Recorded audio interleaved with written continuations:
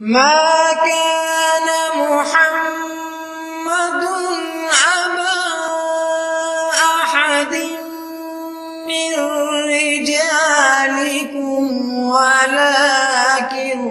رسول الله وخاتم النبيين نحمده ونصلي على رسوله الكريم وعلى عبده المسيح الموعود اما بعد فاعوذ باللہ من الشیطان الرجیم بسم اللہ الرحمن الرحیم۔ سامعین کرام السلام علیکم ورحمۃ اللہ وبرکاتہ۔ خاکسار جری اللہ آپ کی خدمت میں حاضر ہے۔ چند دن قبل جو میرا ایک مناظرہ ہوا تھا عماد الاسلام صاحب سے ختم نبوت پر، جس کو آپ لوگوں نے دیکھا ہے، جس سے وہ رائے فرار اختیار کر چکے تھے، اس مناظرے کا میں آپ کو یہ چھوٹا سا بتا دیتا ہوں۔ یہ میرا چینل آپ کے سامنے اس وقت موجود ہے۔ اس میں لائیو والے فولڈر میں ہم جاتے ہیں، لائیو والے آپشن میں۔ اب اس میں یہ 7 days ago یہ مناظرہ ہوا عماد الاسلام سے ختم نبوت پر لائیو مناظرہ۔ اب یہ 2 گھنٹے 28 منٹ اور 11 سیکنڈ کا مناظرہ ہے۔ یہ رات کے پچھلے پیر پاکستانی ادھی راتی ان کو لے لایا ہوا تھا، تو میں نے ان کا چلو ان کا شوق تھوڑا اتارتے ہیں۔ تو وہ یہ مناظرہ تھا۔ اب اس مناظرے کے بارے میں میں اپنا تاثر جو تھا وہ تو دوں گا ہی دوں گا، لیکن دیگر لوگوں کا جن کا تعلق جماعت احمدیہ سے نہیں ہے، مثلا شیعہ حضرات جو ہیں، وہ اس بارے میں کیا مطلب موقف رکھتے ہیں، یہ اس بارے میں کیا کہتے ہیں جو یہ مناظرہ ہوا تھا۔ میں یہاں پہ ایک شیعہ بھائی کی بات کرتا ہوں، انہوں نے ایک ویڈیو بنائی ہے۔ اب اس ویڈیو میں میں کہتا ہوں کہ حق کو بیان کیا یقین کریں۔ مثلا نہ یہ سمجھا ہے کہ بھائی میں احمدی ہوں تو چونکہ ان کے نزدیک مسلمان نہیں ہوں تو اس لیے حق کو چھپایا جائے، نہ انہوں نے یہ سمجھا کہ بھائی چونکہ میں شیعہ ہوں تو اس لیے میں یہ بات کروں گا تو میرے اپنے لوگ مجھے جو ہے وہ بڑا برا کہیں گے کہ بھائی تم کیوں احمدیوں کی طرفداری کر رہے ہو۔ اب اس بندے نے یہ کہا کہ جب اس کا مناظرہ مطلب وہ بڑے عزت سے بڑے احترام سے اس بھائی نے نام لیا، میرا بھی اور ساتھ بھائی بھی کہا ہے اور ساتھ اس کو بھی عماد الاسلام صاحب کو بھائی کہا ہے، تو سب سے پہلے اس چیز پہ میں ان کو شکریہ ادا کرتا ہوں، اللہ تعالیٰ ان کو جزا دے۔ اور دوسرا ساتھ مجھے وہ یہ بھی کہہ رہے تھے کہ بھائی میں اپنے مطلب وہ جو ہے اس کا احمدیت کا میں مربی ہوں۔ تو یہ سب سے پہلی بات تو یہ کہ میں نے یہ اپنے پروگرام میں بھی یہ بات عوام کو بتائی ہے کہ میں مربی نہیں ہوں، میں نے مربی والا کورس نہیں کیا ہوا، لیکن پھر بھی اگر کوئی لوگ سمجھتے ہیں تو بے شک وہ کہتے ہیں۔ بہرحال تو یہ ان بھائی کا مغالطہ تھا، انہوں نے بھی اس بات کو شاید کے الفاظ سے کہا کہ شاید وہ اپنے جو ہے وہ دین کے مربی ہیں۔ اچھا بہرحال تو انہوں نے یہ کہا کہ ان کا مناظرہ تھا چند دن قبل عماد الاسلام بھائی سے، جو انجینئر صاحب کے بڑے شاگرد ان کے ساتھ بڑے آتے جاتے ہیں،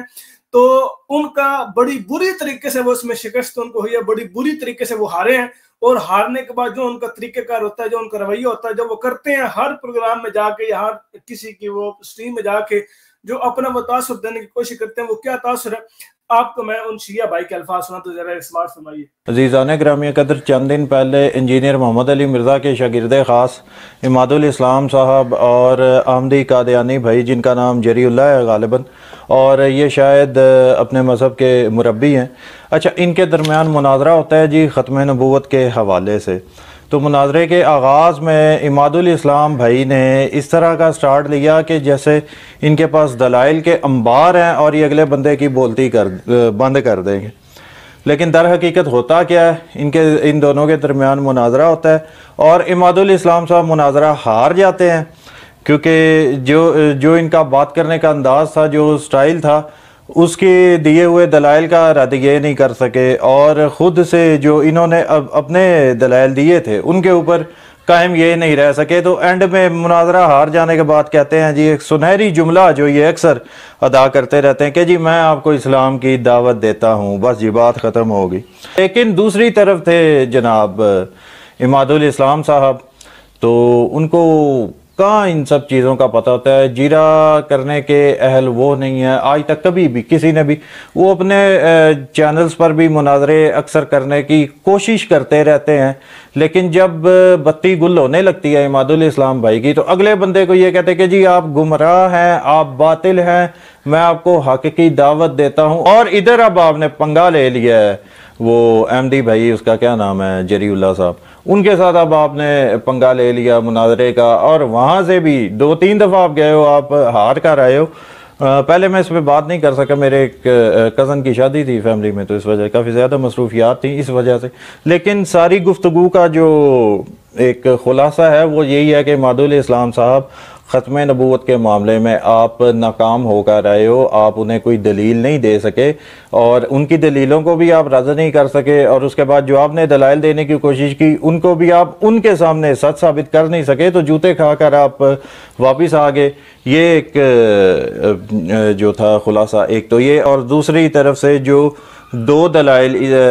اس نے رکھے عماد الاسلام نے جری اللہ کے سامنے، ایک تو یہ کہ میرے بعد کوئی نبی ہوتا تو عمر ہوتا، تو اس کا جو جواب جری اللہ بھائی نے دیا تھا اس حوالے سے بالکل انہوں نے صحیح دیا تھا، اور دوسرا یہ کہ مفہوم وہ حدیث منزلت کہ نبی علیہ الصلوۃ والسلام نے جو فرمایا مولا علی علیہ الصلوۃ والسلام کے بارے میں، یہ جو پہلے میں آپ کی خدمت میں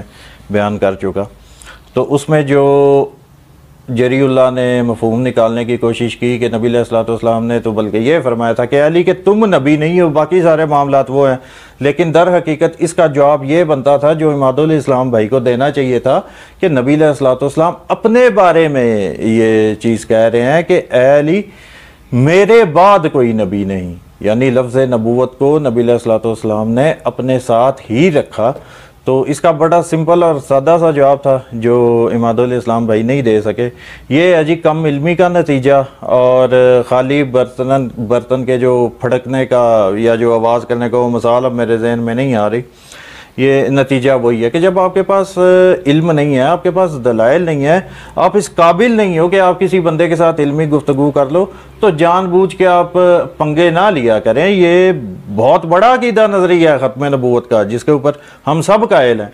اچھا دوستو، ہم تو یہ عرض کرتے ہیں کہ جب ختم نبوت پر بات ہو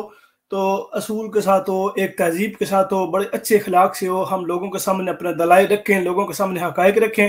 کہ اصل میں ختم نبوت کا معنی کیا ہے اور جی عوام الناس کو کیا بتاتے ہیں، اور جو یہ عوام الناس کو معنی بتاتے ہیں یا ترجمہ بتاتے ہیں یا تفسیر یا تشریح اس کو بتاتے ہیں، آیا وہ قرآن پاک سے یا نبی اکرم صلی اللہ علیہ وسلم کے فرامین سے ثابت بھی ہے یا نہیں ہے، یہ ان کے اپنے دماغ کی اختراع ہے۔ تو اس لیے سوچا تھا کہ یہ عوام کے سامنے رکھیں گے پروگرام، اور اس کے بعد عوام اس پر فیصلہ کرے گی اور عوام خود سوچے گی اور دیکھے گی اور سمجھے گی کہ کس نے اس کے اوپر دلائل دیے ہیں اور کس نے دلائل نہیں دیے۔ اب یہ ایک شیعہ بھائی کے آپ نے الفاظ سنے ہیں، شیعہ بھائی کے آپ نے گفتگو سنی ہے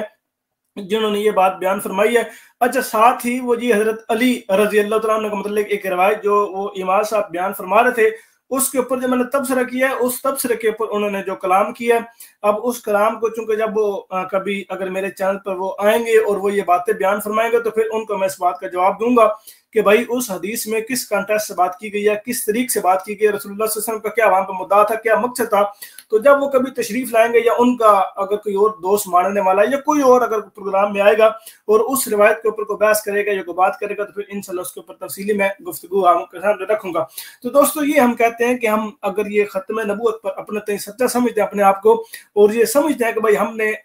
جو ہے بڑے ہمارے پاس دلائل ہیں، جو کہ انہوں نے بھی یہ بات کی ہے کہ وہ گویا آتے ہی ایسا تاثر دیتے ہیں کہ بھائی اس کے اوپر تو اجماع امت ہے،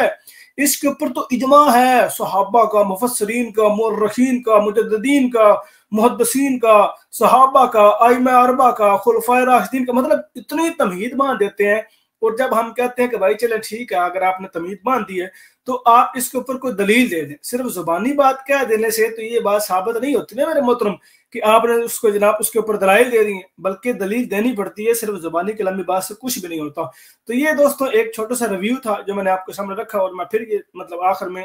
شیعہ بھائی کو شکریہ ادا کرتا ہوں کہ انہوں نے اس سے جو ہے وہ کلمہ حق ادا کیا۔ اللہ تعالیٰ ان کو جزا دے، اللہ تعالیٰ آپ سب کا حافظ ناصر ہو، اللہ تعالیٰ ہم سب کو حقیقت پسند بنائے، اللہ تعالیٰ ہم سب کو قرآن و سنت کے راستے پر چلنے کی توفیق دے، آمین ثم آمین، وما علینا الا البلاغ المبین۔ السلام علیکم ورحمۃ اللہ وبرکاتہ۔